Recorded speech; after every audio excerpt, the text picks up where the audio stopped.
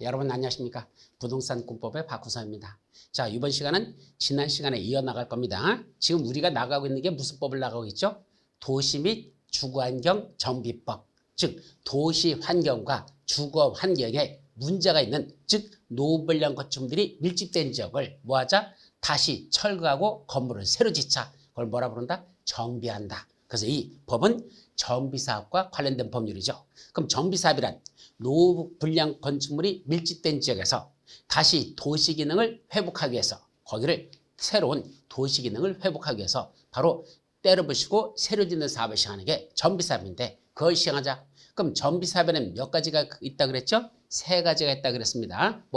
주거환경 개선 사업, 재개발 사업, 재건축 사업, 이렇게 세 가지 사업이 있다.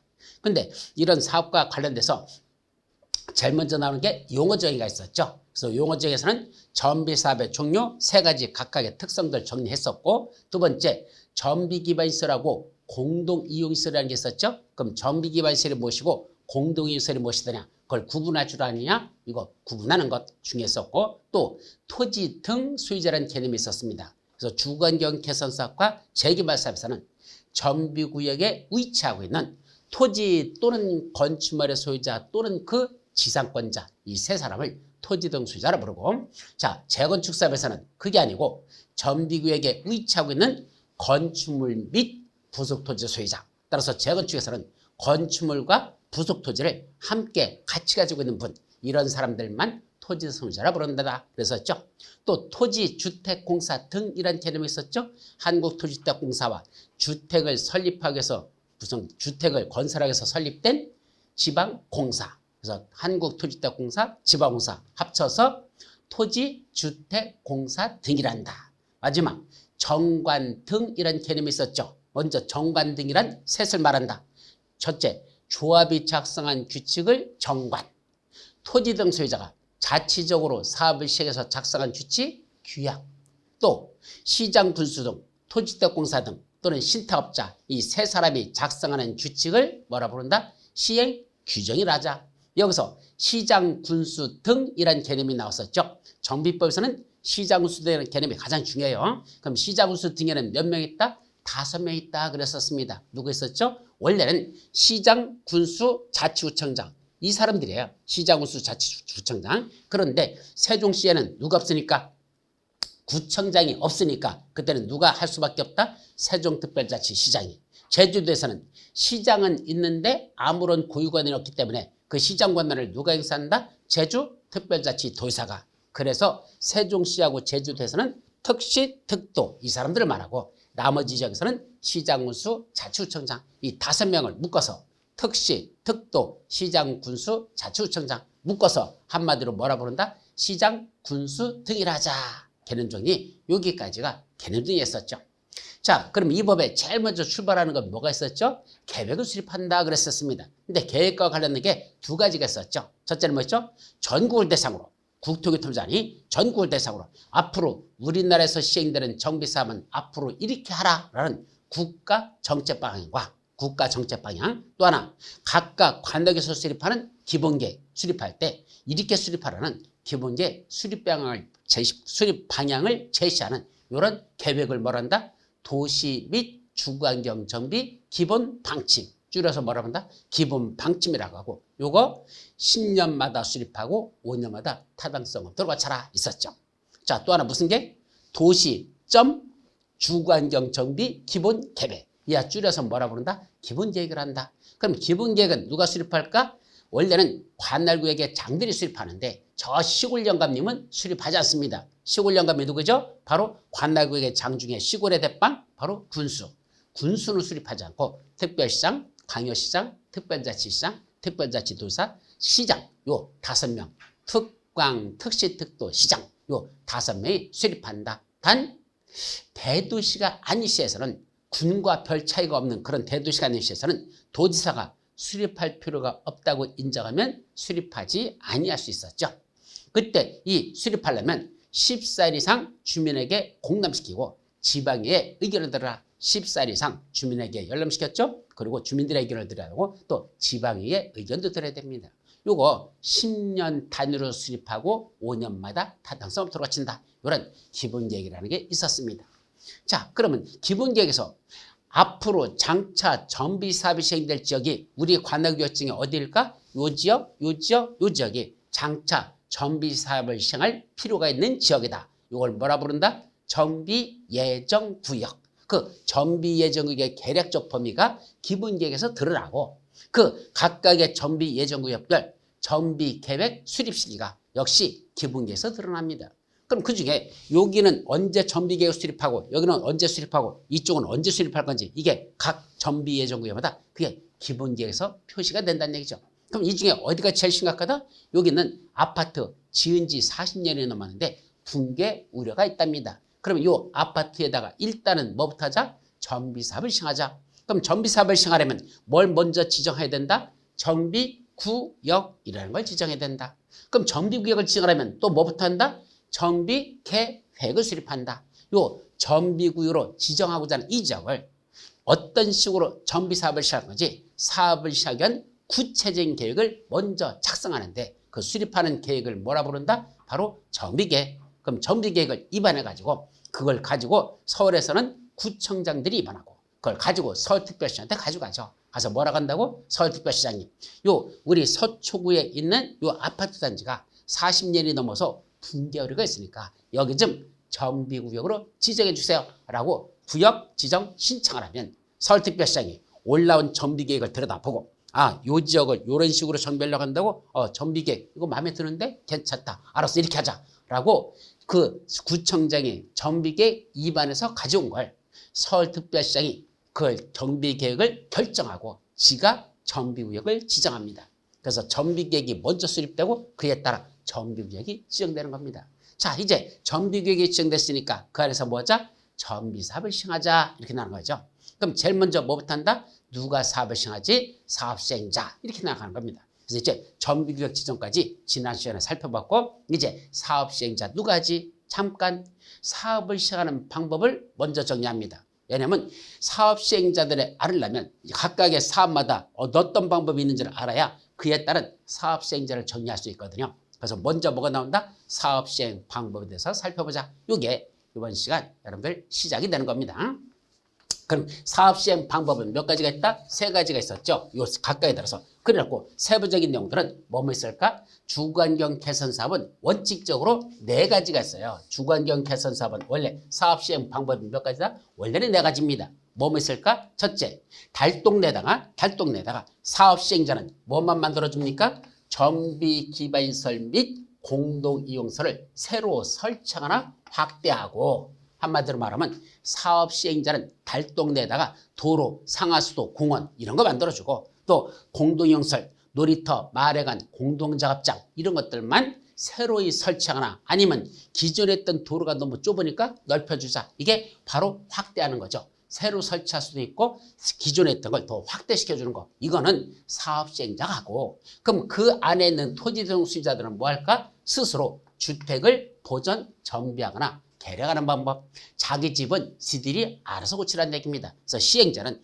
도로, 상하수도, 공원 같은 거, 놀이터, 마을회관, 공동작업장 이런 것만 만들어 줄 테니까 대신 주택은 너희들이 알아서 니들이 알아서 고쳐라. 이렇게 하는 걸 우리 실무에서 뭐라 부른다? 현지 개량 방법이라고 한단다. 그래서 이런 현지 개량 방법을 시행하는 게 첫 번째입니다. 다만 현지 개량 방법이라는 건 실무에서 쓰는 용어지 법률 용어가 아니라는 거 또 다른 기술들은 또 다른 말로도 표현해요. 여러 가지 말로 쓰는데 저는 현지 개량 방법이라고 사용할 테니까 그것이 첫 번째 주거환경 개선 사업을 시행하는 방법이다. 그럼 두 번째는 어떤 방법도 있을까? 정비구역의 전부 또는 일부를 뭡니까? 수용합니다. 그래서 사업시행자가 정비구역에 있는 땅들을 강제로 소유권을 뺏는 거죠. 보상비 주고 뺏었어. 그래놓고 거기다 첫째 뭔다? 주택을 건설합니다. 그래서 토지등 소유자에게 우선 공급하거나 아니면 대지를 구성해서 그 대지를 토지등 소유자 또는 토지등 소유자 외지하게 그럼 토지등 소유자에게 주고선 남는 것들은 일반 분양이라는 뜻이죠. 그게 토지등 소유자 외지들에게 뭐 하는 거? 공급하는 거. 그래서 두 번째를 뭐 한다? 수용 방법으로 합니다. 그래서 수용을 해가지고 주택을 건설해서 주거나 대지를 주성해서 주겠다. 주택 건설, 대주성 이런 거로 주겠다. 이것이 수용 방법. 세 번째, 환지로 공급하는 방법. 이 환지 공법 이미 도시개발부에서 배우셨죠? 종전의 토지를 가지고 있던 사람들에게 새로 싹 개발해가지고 새로운 땅으로 바꿔주는 것. 이걸 땅으로 주는 걸 원칙적으로 환지 방식을 한단다. 자, 네 번째, 인가받은 관리처분 계획에 따라 주택 및 부대시설, 복리시설을 건설하여 공급하는 방법. 자, 네 번째는 관리처분 계획을 수립하는 방법이 있는데 우리 이 전비법에서는 대부분이 뭐다? 관리처분 계획에 이게 상당히 내용들이 많아요. 그런데 꼭 관리처분 방법만 있는 게 아니라 이 무슨 사업은 주거환경 개선 사업은 현지 계량 방법도 있고 수용 방법도 있고 환지 방법도 있고 네 번째 관리처분 계획에 의한 방법도 있다는 얘기입니다. 그 관리처분에 따라 그때 뭘 만들어줄까? 주택도 짓고 부대시설도 건설하고 복리시설도 건설해서 공급한답니다. 자, 부대시설이 뭐죠?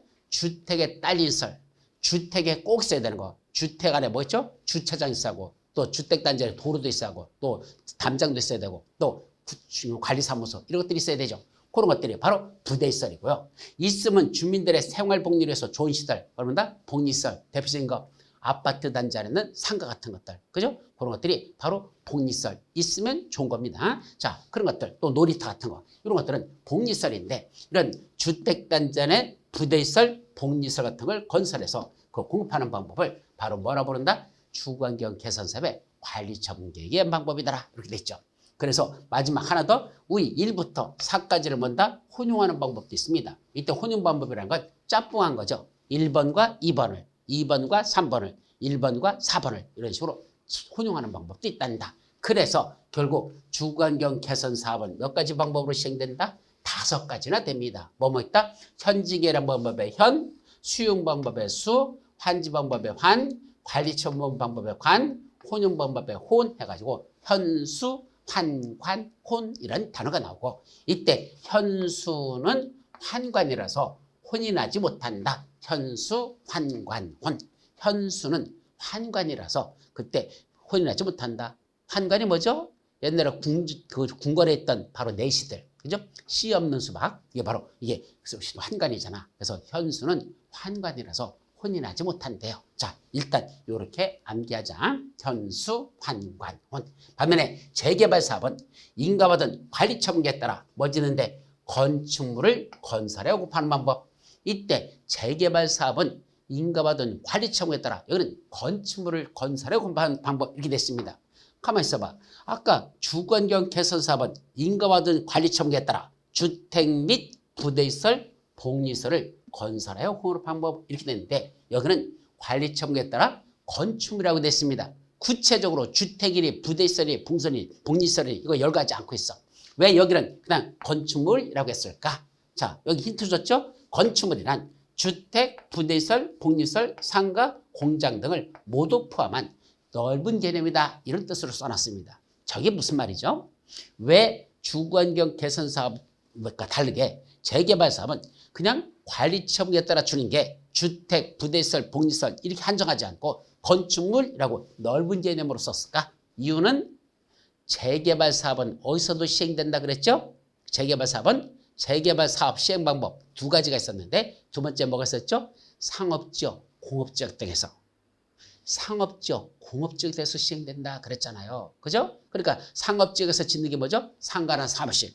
공업지역에서 짓는 거, 공장. 그러다 보니까 이 재개발 사업은 주택도 짓고 부대시설도 짓고 복리시설도 짓고 상업지역에서는 상가, 사무실도 짓고 공업지역에서는 공장도 짓거든요. 그래서 그걸 다 퉁쳐가지고 묶어서 그냥 건축물이라고 표현합니다. 따라서 재개발 사업만 인가받은 관리처분에 따라 구체적으로 열거하지 않고 건축물을 건설해야 하는 방법 이렇게 됐다는 거고 또 하나 환지로 공급하는 방법 이렇게 2가지 방식으로 시행된답니다.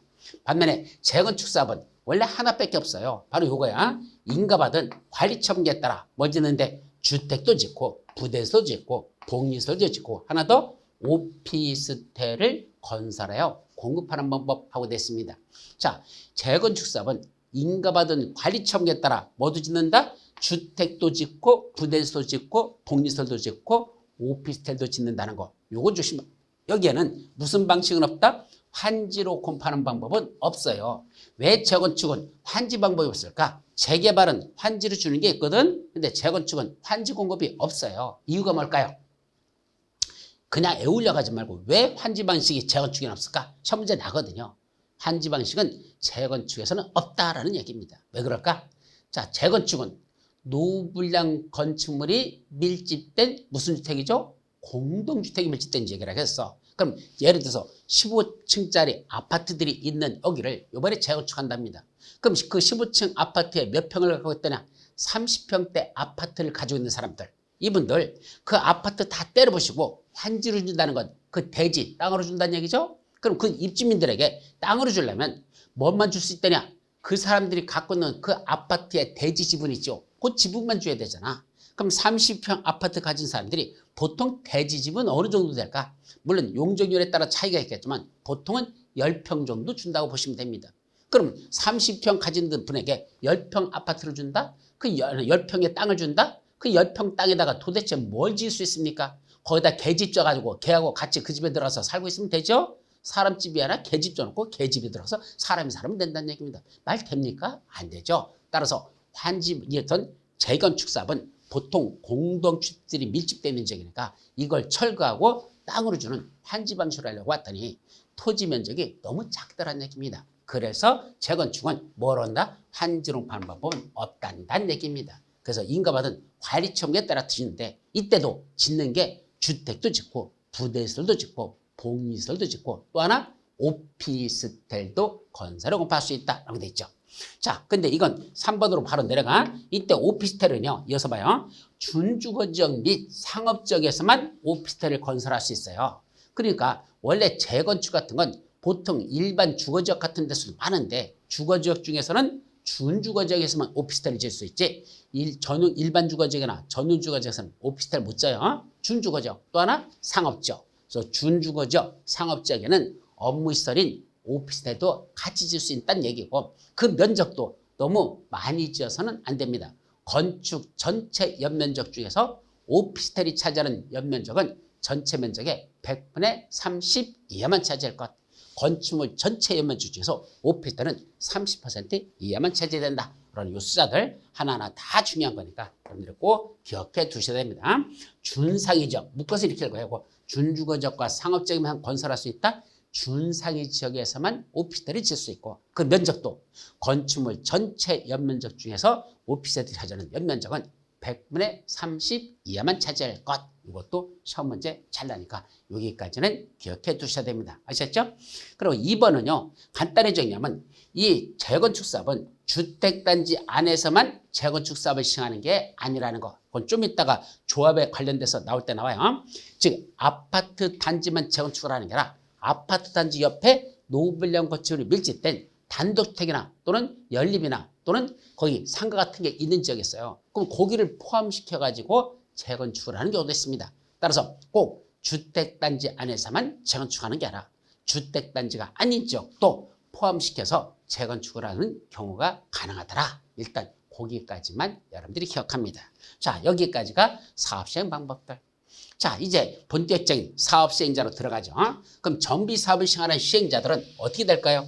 꽤나 여기가 좀 복잡한 부분이에요. 내용도 상당히 많고. 그래서 여기는 핵심 정리 위주식으로 일단 정리하도록 합니다. 자, 첫 번째. 원칙적으로 정비 사업은 누가 시행할까? 이것도 애울려 가지 말고 좀 생각 좀 하면서 정리하셔요. 이건 무대뽀로 암기하는 거 아닙니다. 이해가 우선입니다. 어떻게 정리할까? 자, 사업은 주거환경 개선 사업, 재개발 사업, 재건축 사업 세 가지 사업이 있죠. 그중에 주거환경 개선 사업에서는 원칙적으로 누가 할까? 자, 나머지 사업은 이건 외우려고 하지 말고 요거 현지 계량 방법으로 시행하는 요 사업 시행자만 정리하도록 합니다.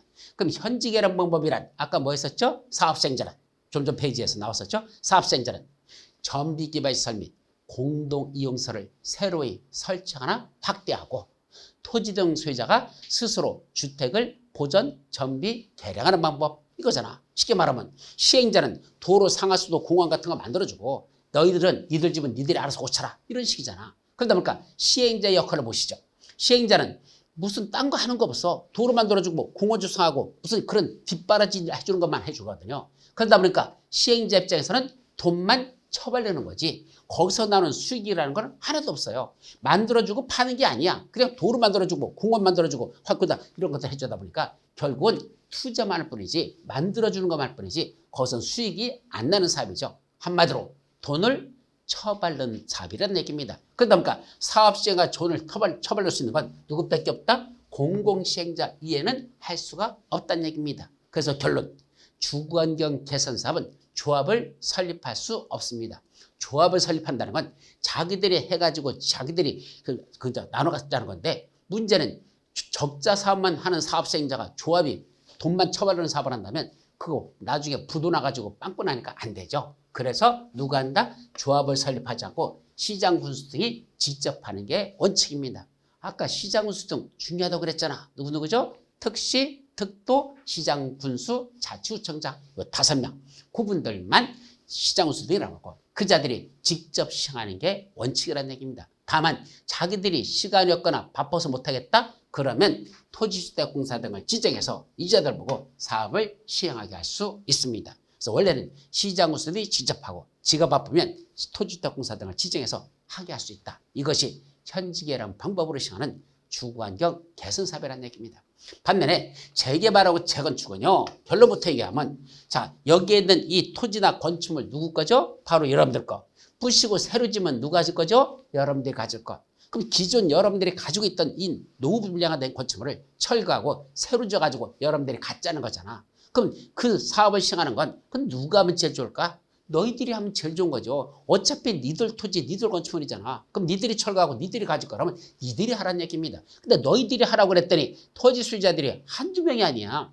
재개발하는 데 가보십시오. 수백 명, 수천 명 됩니다. 재건축도 아파트 단지 최소 수백 세대에서 1000세대 넘는데도 수두룩하잖아. 그러다 보니까 너무 토지 등 소유자들이 많아요. 그러니까 뭐 하자? 안 되겠다. 니들끼리 모여서 뭘 설립하라? 조합을 설립하라. 그래서 재개발 조합 또는 재건축 조합. 이게 재개발 사업과 재건축 사업은 바로 너희들 거니까 너희들이 알아서 하라고 조합을 설립해서 하랍니다. 그래서 재개발 조합, 재건축 조합이 원칙적인 사업 시행자입니다. 그런데 재개발에 있어서만은 예외가 하나 있습니다. 어떤 경우였다? 토지 등 소유자가 20인 미만밖에 안 되는 경우에는 누가 직접 해도 좋다? 그 토지 등 소유자들이 직접 해도 좋다라는 걸 조심합니다. 가만히 있어봐. 토지 등 소유자가 20인 미만이다. 이게 또 무슨 말이 왜 저런 게 여기서 필요하죠? 좀 전에 재개발 사업은 어디서도 시행되죠? 상업지역, 공업지역 등에서도 시행된다 그랬잖아요. 그럼 자, 상가와 공장 있는 지역을 가봐요. 그럼 상업지역, 공업지역이야. 그럼 여기 뭐가 있다냐? 빌딩이 10층짜리 빌딩이 하나가 있습니다. 근데 이게 구분 소유권을 갖는 경우가 있고 통상가 개념인 경우가 있죠. 구분 소유권이라는 건 101동, 101호, 102호, 103호, 104호, 201호, 202호, 203호 이렇게 나눠가지고 각각 소유권을 구분 등기할 수 있는 거. 이게 구분 소유권을 갖는 건축물이죠. 근데 그게 아니고 이 건물 전체를 나 혼자 다 소유하고 있어. 통상가죠. 소유자가 구분 소유하지 않고 나 혼자 다 갖고 있다는 얘기입니다. 그러면 이런 나를 뭐라 부른다? 부자라고 부른다. 예, 10층짜리 빌딩 하나 갖고 있어 보세요. 뭐 월세만 받아먹어도 한 달에 몇 천만 원씩 나오는데 나는 당연히 부자죠. 그럼 이런 빌딩을 가진 사람 몇 명이 모였다? 15명이 거의 쪼로록 있는데 이거 지은 지 얼마 됐다냐? 한 50년 됐습니다. 그럼 빌딩 져놓고 50년 되면 어떻게 될까요? 빌딩의 벽에 다 금 갈 것이죠. 그죠? 저기에 뭐 다 떨어지죠. 색깔 변하죠. 수돗물 틀었더니 녹물 나오죠. 이거 별로 시설이 안 좋죠. 그럼 사람들이 여기 임차하러 들어옵니까? 안 들어옵니다. 또 MZ세대는 그런 지저분한 데는 올라간다? 안 옵니다. 상권이 뒤져버린다는 얘기입니다. 그럼 뭐 하면 될까? 그 15명인 그 통상가 빌딩 주인들이 모여가지고 뭐 하자? 야, 우리 여기 있는 빌딩이 옛날에 이거 50년 전에 져가지고 도저히 안 되겠으니까 여기 우리 새로 딱 철거하고 우리 여기 한번 쌈박하게 한번 새로 접을까? 그러자. 그게 무슨 사업이야? 상업지역에서 재개발 사업을 시행할 수 있다는 얘기입니다. 또 공장 주인들이 10명의 공장 주인들이 모여서 우리 공장 옛날에 막 짓다 보니까 도로도 엉망이라서 공장 같은 데는 트레일러 같은 거 아주 큰 긴 차 있잖아. 그 트레일러 같은 게 이렇게 넣어가야 되는데 도로가 이렇게 복잡하다 보니까 트레일러가 제대로 한 번에 못 돌아가고 그 폭이 좁으니까 막 서번 네 번씩 전진 후진 전진해서 빠져나가고 이런 데가 수두룩하잖아요. 야, 안 되겠다. 우리 여기는 공장 니들 공장에서 총 사장님 15명 모여. 그 소유자들이 모여가지고 우리 공장들 새로 싹 밀어버리고 새로 우리 할까? 그러자. 그때도 공업지역에서 재개발 사업을 시행할 수 있습니다. 그럼 이때는 토지 등 소유자들이 몇몇 밖에 안 된다? 10대 밖에 안 돼요. 그럼 10대 명끼리 한번 조합을 설립해 볼까? 그럼 그 중에 한 명은 조합장이고 이사는 몇 명이 되냐? 좀 이따 나와. 정비사업 조합에서의 이사는 원칙적으로 3명 이상인데 그 토지 등 소유자가 100명을 넘을 때는 초과할 때는 5명 이상을 두라고 됐어. 그러니까 3명 이상이라고 했으니까 3명 더 좋고 5명 더 좋고 10명 더 돼. 그럼 웬만하면 또 감투 쓰기 좋아하니까 그럼 15명 중에서 한 명은 조합장하고 이사는 10명 임명해. 그리고 감사는 몇 명이 되냐? 최소 1명, 최대 3명까지 둘 수 있습니다. 그럼 감사도 3명 임명해. 그럼 15명 중에서 조합장 1명 있고 이사 10명 있고 감사 3명 있고 그럼 14명이 다 감투 썼네? 임원들이네? 그럼 조합원은 몇 명이야? 1명 있네. 그러려면 차라리 조합을 설립하지 않고 그 15명이 그냥 지들이 직접 사업을 시행해도 된다. 그게 바로 토지등 소유자가 20인 미만이라면 별도로 조합을 설립하지 아니하고 토지등 소유자가 직접 사업을 시행할 수 있는 것. 이게 바로 무슨 사업이다? 재개발 사업이라는 얘기입니다. 자, 그렇다면 이 원칙적 시행제에서 가만히 보면 주거환경 개선 사업은 적자 사업이기 때문에 공공시행자들이 하는 게 맞기 때문에 조합은 설립하지 않는다. 반면에 재개발은 원칙적으로 조합을 설립하는데 토지 등 소유자가 20인 미만이면 그냥 토지 등 소유자가 직접 할 수도 있다.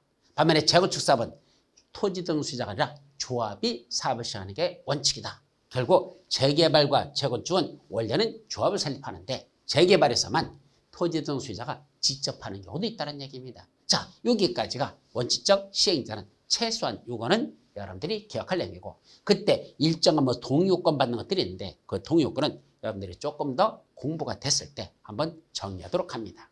자, 두 번째. 그런데 재개발과 재건축에서 요새 시험 문제 잘 나는 게 요거는 꼭 기억하셔야 돼요. 재개발과 재건축에서는 원래는 누가 한다 그랬죠? 재개발 사업은 원칙적으로 조합을 설립하거나 아니면 토지 등수자가 직접 하고 재건축은 토지 등수자는 못하고 그냥 조합만 설립한다 그랬죠. 그러면 원래는 조합이나 토지 등수자가 해야 되는 게 재개발 사업, 재건축 사업인데 이 재건축은 토지 등수자는 없어요. 그건 한꺼번에 묶어서 그냥 재개발, 재건축은 원래는 조합을 설립하는데 재개발은 토지 등수자가 직접 할 수 있었죠. 이 사람들이 사업을 시행해야 되는데 아니래. 그 자들이 시행되지 않고 누가 할 수 있다? 공공시행자를 지정해서 이 자들이 하거나 지정개발자가 직접 하는 경우도 있더라. 예, 재개발, 재건축에서 예외적으로 공공시행자, 아까 공공시행자가 누구 있었죠? 바로 시장, 군수 등이 직접 하거나 아니면 토지대공사 등을 지정해서 할 수 있다. 그 자들이 공공시행자죠. 그들이 사업을 시행하는 경우가 우리 책에 보면 몇 가지 사유가 쭉 열거되어 있어요. 자, 여러분들 책에 보시면 몇 페이지에 나오냐면 이거는 예외적인 하니까 324페이지에 보시면 기역년, 디귿열, 미음법, 시옷, 이응 해가지고 사유들이 되게 많아요. 그래서 324페이지 맨 밑에 공공시행자들이 사업을 시행하는 사유가 쭉 나오는데 거기도 심심치 않게 시험 문제 출제되거든요. 근데 이걸 다 외운다는 건 벅차니까 나중에 요약집에서 몇 가지만 정리한 게 있으니까 그때 정리하도록 하고 어쨌든 공공시행자들이 일정한 사유가 있으면 지들이 직접 재개발, 재건축 사업을 시행하는 경우도 있다는 얘기입니다. 그럼 여기서 조심할 게 있어요. 그러면 이때 요거 시장군수 등이 직접 정비사업을 시행하거나 아니면 토지대공사 등을 사업시행자로 지정하면 자기들이 사업시행자라고 시장군수 등 또는 토지대공사의 사업시행자라고 뭐 됐죠? 지정 고시했습니다. 그럼 공공시행자가 사업시행자라고 지정 고시되면 어떤 효과가 있을까? 이게 중요한 겁니다. 자, 자기들이 사업시행자라고 공공시행자가 시행자라고 지정고시하면 어떤 효과? 그 고시일 다음날에 이게 중에 고시일이 아니라 고시한 다음날부터 공공시행자가 사업시행자라고 지정고시됐죠? 그 다음날부터 어떤 효과? 만약에 조합을 설립하기 위해서 조합 설립 추진 위원회라는 게 이미 구성되어 있었거나 아니면 더 나가서 이미 조합 설립 인가까지 받은 사항이 있다면 원래는 뭐란 거야? 조합이 사업을 시행하려고 조합 설립 추진위에 구성 승인 받았거나 아니면 아예 조합 설립 인가까지 받았었어요. 근데 이제 아니래. 누가 이제 공공시행자 하기로 이렇게 사업시행자로 지정고시되는 순간 그 다음날부터 이미 구성되어 있던 추진위에 구성 승인 받은 거 또 조합 설립 인가 받았던 거 이건 어떻게 될까? 취소된 것으로 본다. 이제 추진회나 조합은 사라지는 겁니다. 누가 하는 걸까? 공공시행자들이 사업시행자로 지정고시 되면 고시된 날에 다음날 그 추진회 구성승인 받은 거 취소한 거라고. 만약에 더 나가서 조합설비 인가까지 받은 게 있었다면 그것도 취소된 것으로 본단다. 이게 시험 문제 출제 가능성 높은 거니까 잘 기억해야 됩니다. 그거 말고도 누구 지정한다? 지정 개발자라는 지정해서 이자들 보고 재개발, 재건축을 하게 할 수도 있어요. 어떤 경우에 시장 우승은 여기도 일정한 사유라고 했는데 그 일정한 사유는 여러분들 책에 보시면 어디에 나오냐면 몇 페이지야? 326페이지 맨 위쪽에 또 박스 속에 동그라미 기억, 니은, 티읕 세 가지 있죠. 그거 326페이지 위에 있는 거 그게 바로 일정한 사유고 뭐 애울 건 아니야. 그거는 애울 필요가 없고 어쨌든 이 일정한 사유가 있으면 누굴 사업시행자로 지정할 수 있다? 재개발, 재건축을 토지 등 소유자가 직접 하는 경우 또는 민관 합동법인을 지정해서 하는 경우 또는 신탁업자가 하는 경우가 있습니다. 셋이서 토지 등 소유자, 민관 합동법인, 신탁업자 이거 줄여서 한마디로 지정개발자라고 하고 이런 지정개발자를 사업시행자로 지정하여 정비사업을 시행하는 그런 예외적인 경우도 있다 얘기입니다. 더 나가서 사업 대행자제로라는 게 있어요. 이때 사업 대행자라는 건 뭘까? 개념적이면 하면 돼요. 원래 재개발 또는 재건축 사업을 시행하는데 원래 누가 하기로 했었죠? 조합을 설립하는 게 원칙이라 그랬잖아. 아니면 재개발에서 토지 등 소유자가 직접 하는 경우도 있었고 그럼 그 조합이나 토지 등 소유자가 재개발, 재건축에서의 사업 시행자인데 이자들이 제대로 하지 못하다는 얘기입니다. 어떤 경우죠? 장기간 정비 사업이 지연되고 있다. 사업이 지지부진하고 있다는 얘기입니다. 또 하나 권리관계에 대한 분쟁 등으로 인해서 지들끼리 싸우고 앉아있다는 얘기죠. 그래서 조합장 업무정지 가처분 신청 이런 거 있죠. 왜? 거기 보면 보통은 사업이 지연되고 있는 지역에는 반드시 분쟁이 발생합니다. 그래서 조합장 파들이 있고 반대파 즉 거기 조합에 보면 왜 뭐랬죠? 무슨 위원회 이런 것들 있잖아. 그죠? 그래서 여기다가 뭐 비상대책위원회 이런 게 구성되잖아. 그럼 비상대책위원회 파하고 조합장 파하고 서로 싸우느라고 소송전이 벌죠. 그럼 업무정지 가처분 신청 이런 거 들어가고 또 명예훼손죄 이런 거로 막 소송만 제기돼서 싸우고 앉아있지 사업은 뒷전으로 밀려있다는 얘기입니다. 그게 바로 장기간 정비사업이 지연되거나 권리관계에 대한 분쟁 등으로 해당 조합 또는 토지등자가 시행하는 정비사업을 계속 추진하기 어렵다고 인정되거나 아니면 토지등 소유자나 조합원이 얼만큼의 과반수가 뭐죠? 그래요. 우리가 안 할래요. 누가 해줘도 좋아요. 당신들이 좀 대신해 주세요. 라고 동의를 한다면 그땐 토지등 소유자나 조합원 과반수가 자 우리들이 하는 거 벅차니까 누가 했으면 좋겠어? 예, 당신들이 좀 대신 좀 해주세요. 라고 하면 누가 대신할 수 있단다? 바로 토지주택공사들 여기 시장우수이 직접 지가 대신하거나 아니면 토지주택공사 등 또는 지정개발자들을 이런 자들을 지정해서 그 자들이 대신하게 하는 걸 뭐라 부른다? 대행자 제도로 합니다. 결국은 원래는 조합이나 토지등수자들이 재개발 재건축을 해야 되는데 그 자들이 제대로 못하겠다고 한다면 누굴 지정한다? 그래요. 시장우수이 직접 대신하거나 아니면 누구 지정한다? 토지주택공사 등 또는 지정개발자를 지정해서 그 자들 보고 대신하게 할 수 있습니다. 이런 걸 뭐라 부른다? 대행자 제도. 이때 조심할 건 그러면 여기 있던 조합이나 토지 등 소유자는 뭐죠? 이 사람들은 시행자예요. 조심하세요. 따라서 이건 시행자 권한이 없어지는 건 아니라는 거. 조합이나 토지 등자는 사업 시행자 자격을 그대로 가지고 있는데 제대로 못하겠으니까 시행자의 자격을 버리는 게 아니고 가지고 있으면서 가만히 있으라는 얘기입니다. 대신 시장우수등이 대신해 주겠다는 거. 그게 대행자입니다. 그럼 시행자와 대행자의 차이는 뭐더냐? 대행자는 자기 업무가 아니야. 원래 조합이나 토지주사 해야 될 시행자의 업무를 지가 대신해 주잖아. 그러니까 이 대행자들 얘들은 뭘 할 수 있다? 그 조합이나 토지 등 소유자에게 야 나한테 너 보수 내놔라. 내가 너를 위해서 일을 해줬으니까 대신했으니까 보수 청구권 이란 대가를 내놓으랍니다. 아니면 그동안 내가 너를 위해서 쓴 비용들이 이만큼 들어가거든. 이 비용도 내놓으세요. 비용 상환 청구권. 그래서 보수 청구권과 비용 상환 청구권을 누가 갖는다? 대행자인 바로 시장우수 등 토지주택공사 등 지정개발자가 이자들이 대행자라면 그때는 원칙적인 시행자인 조합이나 토지등수자에게 보수 청구권, 비용 상환 청구권을 행사할 수 있다. 라는 걸 조심합니다. 근데 이것도 웃기는 게요. 원래는요. 조합이나 토지 등 수자가 대행자를 지정하는 거 아닙니다. 자, 시장수들이 가만히 이 조합하고 토지 등 수자를 봤더니 사업이 제대로 진행되지 못하고 있어요. 지지부진하다는 얘기입니다. 그러다 보니까 이 시장수들이 뭐 하더냐? 가만히 있어봐. 니들 하는 걸 봤더니 사업을 계속 추진하기가 어렵다고 인정되거든. 그러니까 뭐 하라는 얘기야? 니들 가만히 있어. 지금부터 내가 대신할게.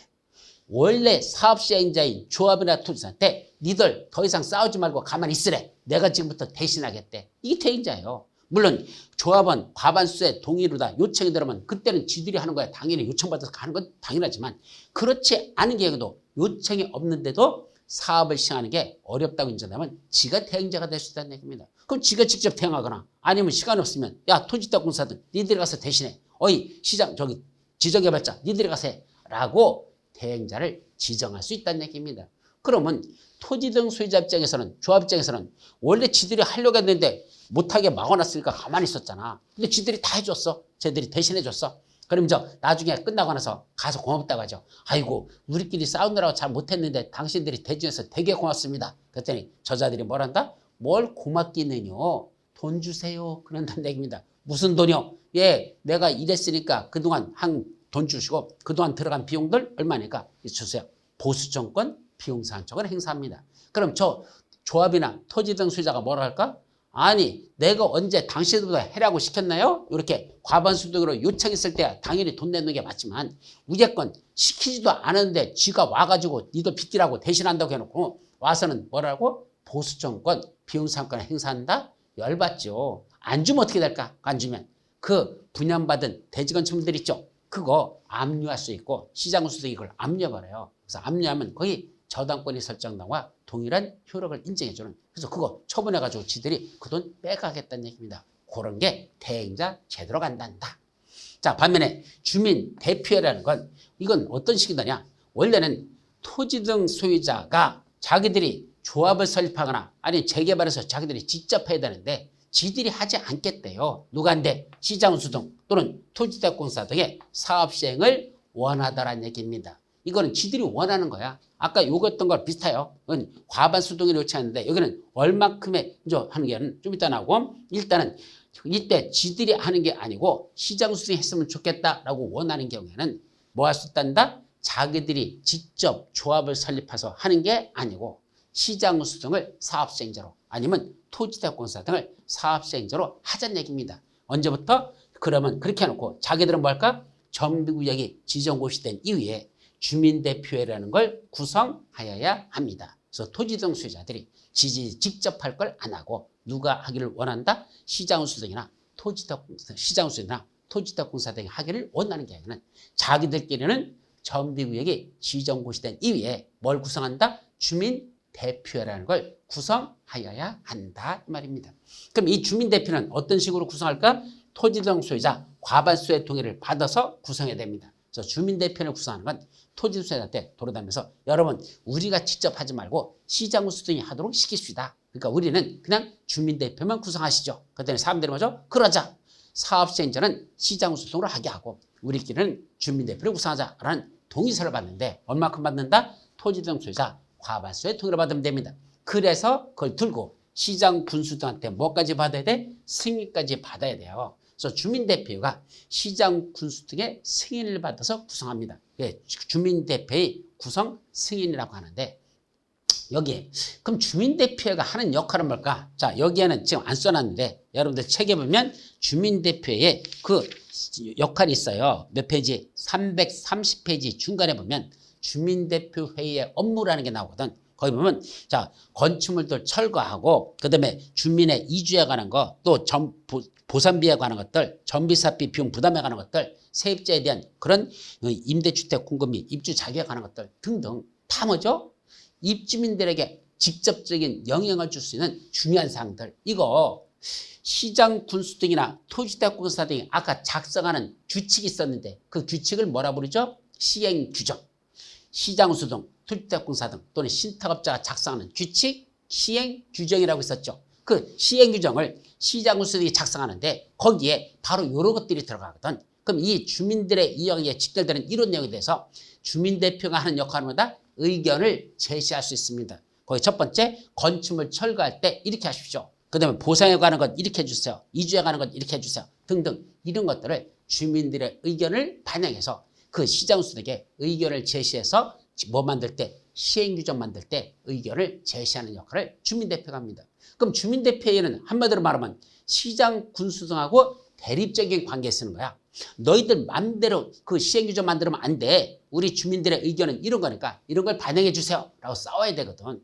근데 싸워야 될 그 존재를 시장 군수들한테 뭐 받는다? 승인을 받고 구성하라고? 물론 이런 개벽다 같은 소리가 있냐? 좀 말이 안 되는 거잖아.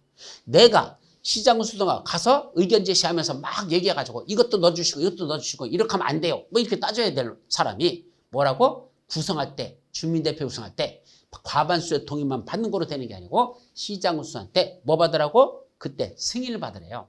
옛날에 처음에 법 만들 때는 어떻게 되잖아? 시장 군수한테 통지하라고 돼 있었어요. 그럼 자기들이 이렇게 구성했다는 걸 시장 군수한테 통지만 하면 됐었는데 지금은 아니야.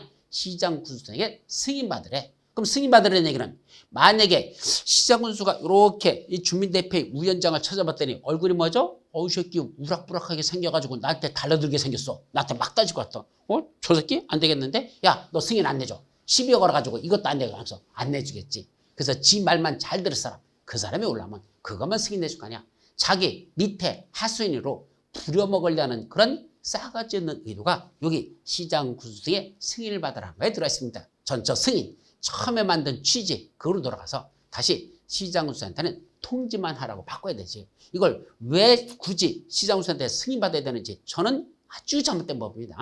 시장 군수에게 주민들의 의견을 반영하기 위해서 따지러 갈 사람이 시장 군수한테 승인받고 구성하라면 그게 제대로 됩니까? 한마디로 어용단체에 지나지 않는 거지. 그래서 이건 문제가 있는 규정이라는 거, 거기까지. 그때 주민대표는 위원장을 포함하여 5명 이상 25명 이하의 위원으로 구성하며 위원장, 부위원장 각 1명과 1명 이상 3명의 감사를 둡니다. 자, 조직을 볼까요? 몇 명으로 구성합니까? 위원장을 포함해서 5명 이상 25명 이하 최저 5명, 최대 25명. 그 중에 위원장, 부위원장이 있고 그 다음에 각 1명 있고 1명 이상 3명의 감사를 둡니다. 여기는 누구는 없다? 이 중에 이사라는 조직은 없어요. 그래서 위원장, 부위원장, 감사 이런 식으로 조직을 구성한다는 거. 여기까지가 주민 대표에 대해서는 이 정도만 기억합니다. 자, 지금 이 자료에는 없는데 여러분들 교재 보시면 331페이지에 뭐가 나오죠? 바로 토지 등 소유자 전체회라는 게 하나 더 있어요. 331페이지에 뭐가 나온다? 토지 등 소유자 전체회. 그럼 토지 등 소유자 전체회라는 건 뭐 하는 거죠? 누가 사업 시행자일 때 바로 신탁업자들, 바로 신탁회사 있죠. 거기서 신탁 개발할 때, 자, 지난주 신탁 개발에 대해서 언뜻 설명을 했었는데 신탁 개발이 뭐죠? 신탁 개발이 바로 토지 등 소유자들이 자기들이 가지고 있는 토지나 건축물 같은 이걸 소유권을 누구한테 넘긴다? 신탁업자한테 넘기는 겁니다. 그리고 신탁업자가 자기 명의로 소유권 등기를 해버려. 그건 신탁업자 거로 돼 있죠.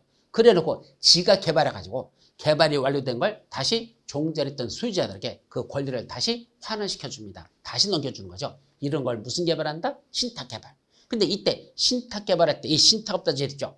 얘들을 이제 소유권을 이전해 줬잖아. 토지등 소유자가 자기 소유권을 다 이전해 줬죠. 그리고 끝날까? 아니야. 그 토지등 소유자 자기들끼리 모여서 구성하는 회의체가 있는데 그 토지등 소유자가 구성하는 회의체를 토지등 소유자 전체 회의라고 합니다. 그래서 토지등 소유자 전체 회의는 누가 사업 시행할 때 구성하는 조직이다? 누가 사업 시행할 때? 신탁업자가 사업 시행할 때 토지등 소유자 전체 회의라는 걸 구성한다. 그거 하나만 외우시면 돼요.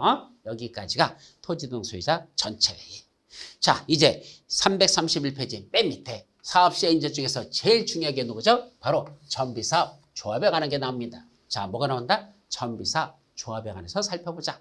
그럼 첫 번째, 전비사업 조합은요, 어떻게 구성할까? 먼저 조합 설립 추진위원회를 먼저 구성하고 이 조합 설립 추진에서 조합 설립을 추진한다. 예, 추진위원회가 먼저 구성되고 그 추진회가 조합 설립을 추진한다는 것. 자, 그래서 원칙적으로 정비사업을 추진하려면 추진위원회를 구성하여야 합니다. 그래서 추진을 구성해야 되는데, 자, 그런데 어떤 경우도 있을까? 추진위원회를 구성하지 않아도 되는 경우가 있어요. 332페이지 맨 위에 보면 위에 세 번째 줄에 정비사업에 대하여 공공지원을 하려는 경우에는 추진위원회를 구성하지 아니할 수 있다라는 게 있죠.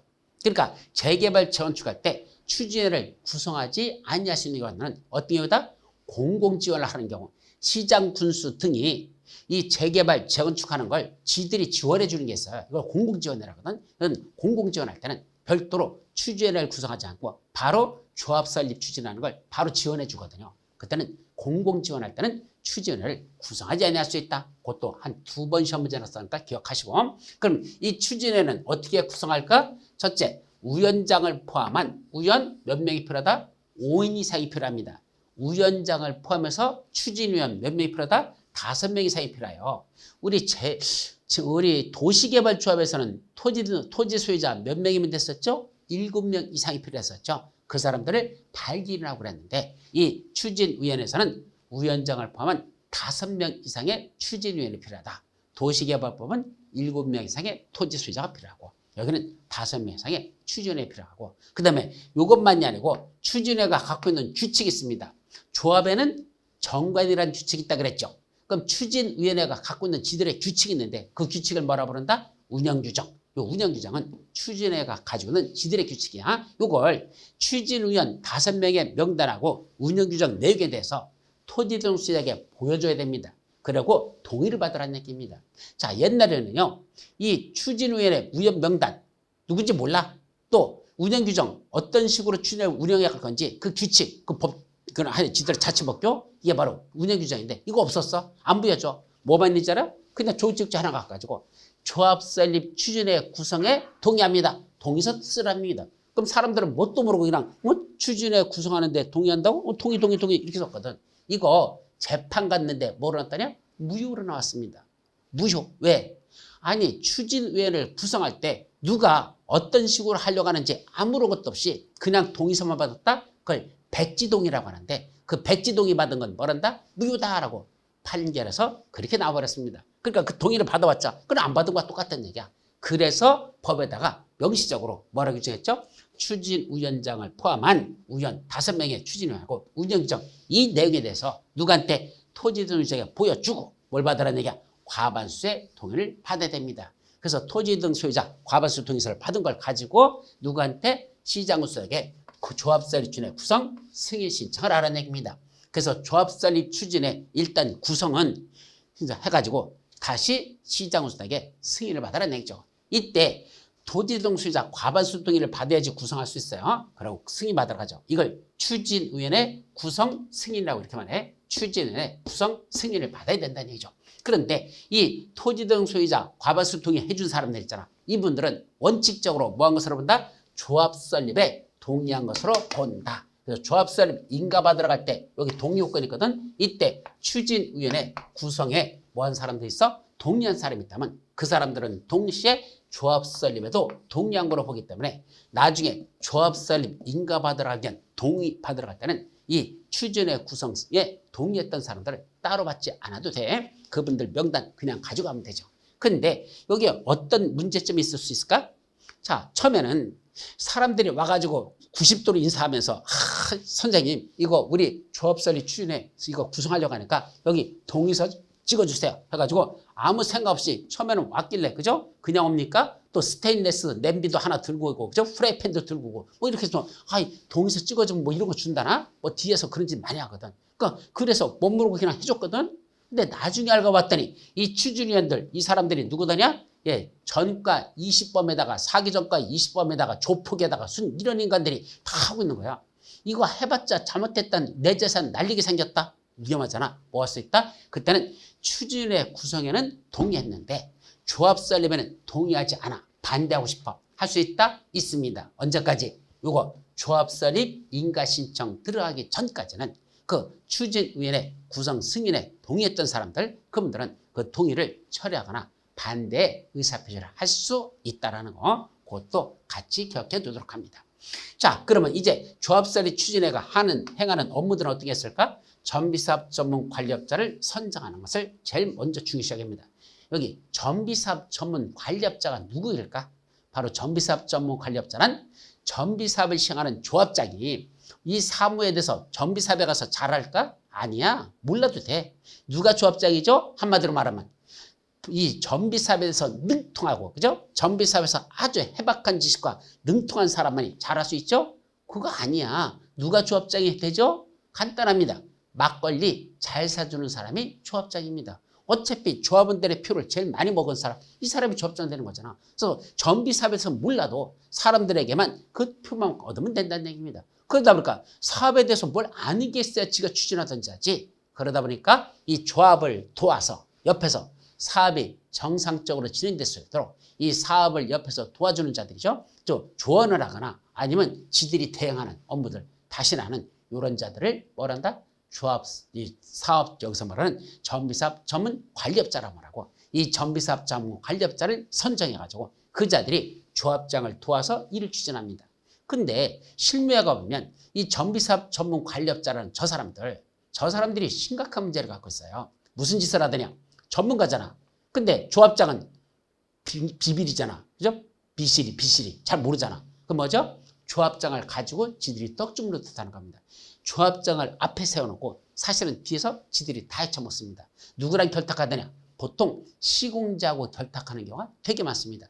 결탁이 아니라 아예 건설회사인 시공자가 전비사업 전문 관리업이라는 업들 지들이 차려놓습니다. 그리고 이걸 파견하는 거죠. 그래서 야, 네가 가서 저기 선정해. 여기에 니들이 낙점되란 얘기입니다. 그럼 우리 회사의 자회사인 전비사업 전문 관리업자를 걔들이 선정되도록 해놓고 나중에 걔들이 선정되면 뭐죠? 자기들하고 맞잖아. 그럼 조합장은 어떤 건설회사가 존재를 모르니까 그걸 누가 짜고 한다? 이 자회사로 건드리고 있는 이 모회사인 건설업자하고 이 전비사업 전문 관리업자하고 지들끼리 짜고선 지들이 뒤에서 다 헤쳐먹는 겁니다. 그런 경우가 수두룩하게 발생하는데 어쨌든 전비사업 전문 관리업자라는 걸 제대로 선정해야 되는데 원래 선정하는 방법은 그때는 어떻게 된단다? 경제 입찰하는 게 원칙인데 2번 이상 유찰되면 수의계약으로도 할 수가 있습니다. 결국 전비사업 전문 관리업자는 저자들이 횡포가 생각보다 많이 발생하고 있다라고 정리하죠.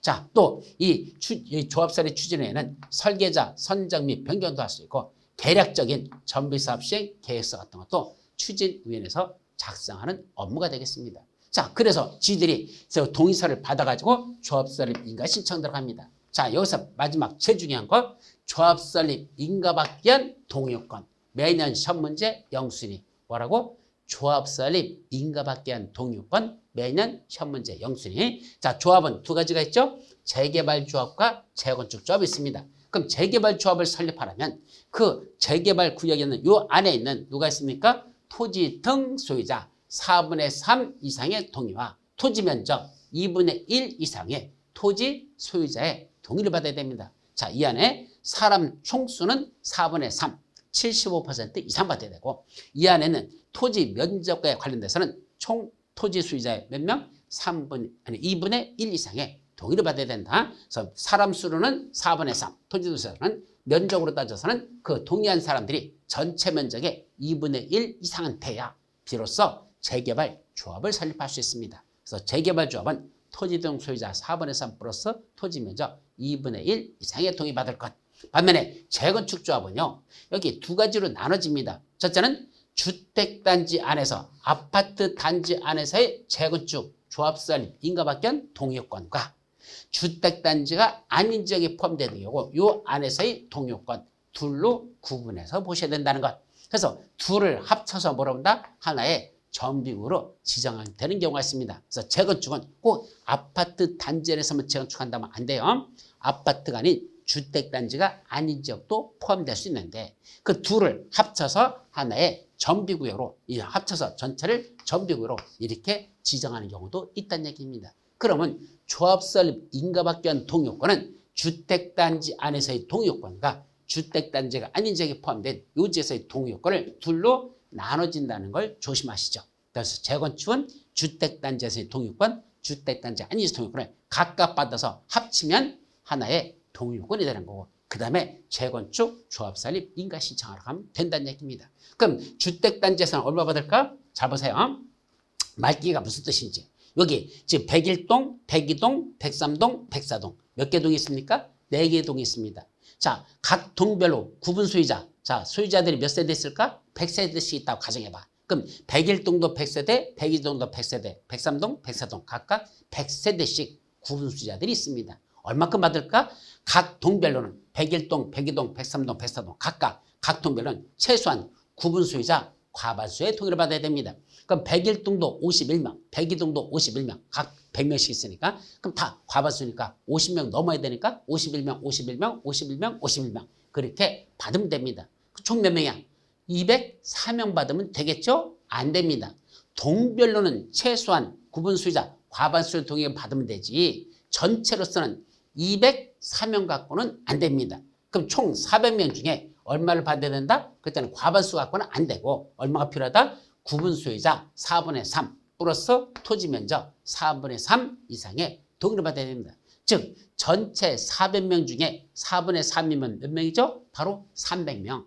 204명인 그것만 갖고는 안 되고 최소한 300명인 4분의 3 이상의 동의를 받아야 되고 또 토지 면적으로 따졌을 때는 면적 전체 그 4분의 3 합친 사람들이 토지 면적에서도 역시 4분의 3을 차지할 때까지 요 동시효권 구분 소유자 4분의 3 토지 면적 4분의 3 이상의 동의를 받아야 주택단지 안에서는 조합설립 인가박견 동의요건을 충족한 겁니다.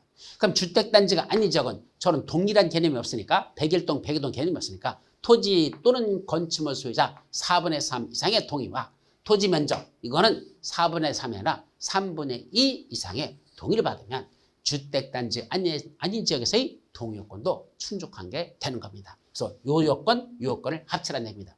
그러다 보니까 여기서 이제 문제가 되는 게 4분의 3, 2분의 1, 과반수, 4분의 3, 4분의 3, 4분의 3, 3분의 2 숫자들이 뒤지게 복잡하게 만들어놨어. 그래서 이걸 외우기가 참 힘들죠. 그럼 다시 한번 재개발은 4분의 3 플러스 앞에 뭐 토지 등 소유자, 토지 면적 그거 몰라도 돼. 그냥 순서만 알아보면 돼. 4분의 3 플러스 2분의 1이 재개발이죠. 재건축은 주택단지 안에서는 과반수가 4분의 3 플러스 4분의 3이고 주택단지가 아닌 지역에서는 4분의 3 플러스 3분의 2더란 얘기입니다. 그죠? 그럼 뭐만 외운다? 이 중에 우리 위에는 분자만 외우도록 하자는 얘기입니다. 분자들만 외워요. 그럼 어떻게 외울까? 외우는 방법은 바로 3.1절에 관련된 내용이 있습니다. 여기 3.1절 날. 그럼 3.1절 하면 뭐가 따르죠? 우리 유관순 누나의 기미독립 만세 이거 부른 거 있었잖아. 그럼 3.1절의 출발은 어디서 했었죠? 파고다공원. 그죠? 파고다공원에서 뭐 했었습니까? 민족대표 33인이 모여가지고 기미독립 선언에서 5등은 자의 뭐쩌고 하는 게 있었잖아. 바로 그거 3.1절 날 민족대표 33인이 그 독립 기미 선언문이라는 걸 그걸 낭독을 했었습니다. 바로 그때 그 33인이 있었죠. 그럼 3.1절 날, 자, 주택단지 안에서요. 이건 주택단지죠? 주택단지 안에서는 우리 민족대표를 몇 명으로 알고 있습니까? 과반수가 33인으로 제대로 알고 있어요. 주택단지 안에서는 과반수가 민족대표를 33인으로 잘 알고 있는데 주택단지가 아닌 지역에서는 몇 명으로 알고 있다? 32명으로 잘못 알더라. 이렇게 해요. 그래서 3.1절 날.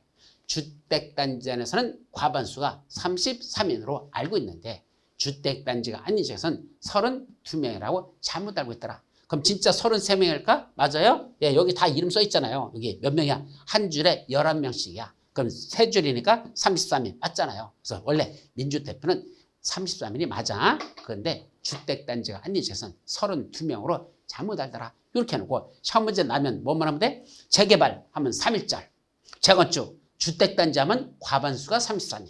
주택단지 아니죠? 32명. 이렇게 하면 나머지는 밑에는 하나씩만 더하면 돼요. 그거에 대한 하나씩만 더하는 이 분모는 그렇게 더하면 되죠. 간단합니다. 아셨죠? 이렇게 암기하는 게 최선이다. 라는 것만 말씀드리도록 합니다. 아셨죠?